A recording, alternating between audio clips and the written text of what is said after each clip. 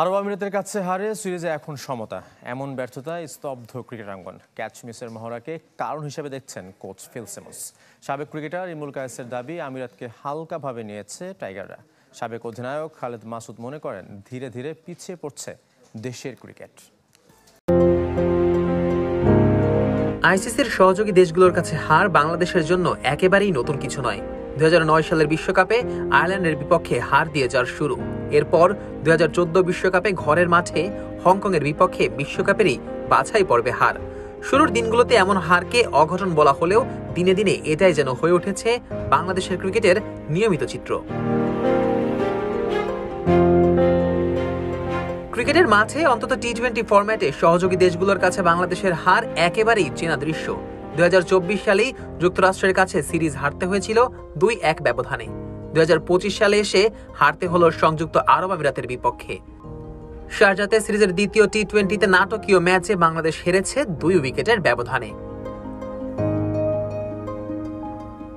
আর এটাই লজ্জার নতুন রেকর্ড খুলে দিয়েছে বাংলাদেশের সামনে। টেস্টের নিয়মিত 9 দেশের মধ্যে সবার আগে আইসিসির সহযোগী দেশের কাছে 9টি টি-20 হেরেছে বাংলাদেশ।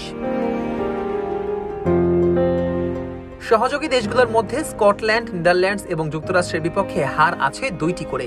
সংযুক্ত আরব আমিরাত এবং হংকংয়ের বিপক্ষে হার আছে 1টি। আর আয়ারল্যান্ড 2017 সালে টেস্ট স্ট্যাটাস পাওয়ার আগে একবার হারায় বাংলাদেশকে।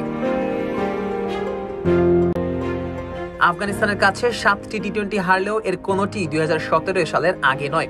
পূর্ণ সদস্য হওয়ার পরই আফগানদের বিপক্ষে হার নিয়মিত হয় বাংলাদেশের জন্য। ক্রিকেটীয় পরিমণ্ডলে আরব আমিরাতের বিপক্ষে হারটা তাই অঘটন বলা হলেও টাইগার ক্রিকেট বিবেচনায় সেটা হয়তো একেবারেই কাকতালীয় নয়।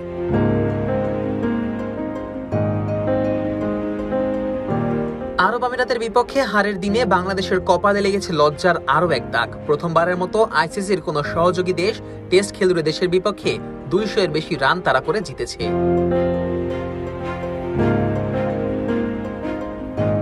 আগে ব্যাট করে বাংলাদেশের স্কোর ছিল 205 রান, আর বিপরীতে আরব আমিরাত সেই ম্যাচ জিতে নেয় 1 বল হাতে রেখে।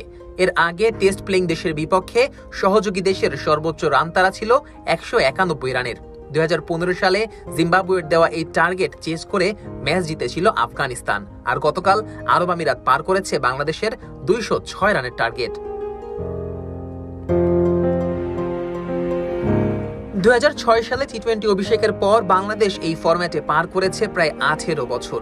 তবে 1.5 যুগ পথ চলাতেও আয়ত্তে আসেনি শর্টার ফরম্যাটের ব্যাকরণ। ক্রিকেট বিশ্বের প্রথম দল হিসেবে 100টি টি-20 ম্যাচ হারের সাক্ষীও হতে হয়েছে লাল সবুজের দেশটিকে। আরব আমিরাতের বিপক্ষে সিরিজ জিতে ফিরলেও হয়তো এসব সংখ্যাই টি-20তে বাংলাদেশের যন্ত্রণার চিহ্ন